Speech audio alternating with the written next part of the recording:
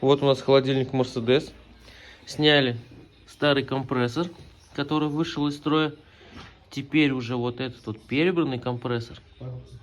Оборотный, то есть мы его распилили, восстановили. Сейчас мы его покрасим, он будет у нас не битый, не крашеный. И этот компрессор будет устанавливаться на этот холодильник. Если кого-то интересует ремонт компрессоров, пишите, приезжайте. Новый стоит очень дорого, а отремонтировать можно очень даже дешево. Ну вот, все, мы устанавливаем новый перебранный компрессор был в этот холодильник. И сейчас будем все это мы дело проверять после того, как мы это все запаяем, опрессуем. Уже маслица идет в компрессор, 140 грамм. Компрессор мы поменяли, собрали, наш холодильник.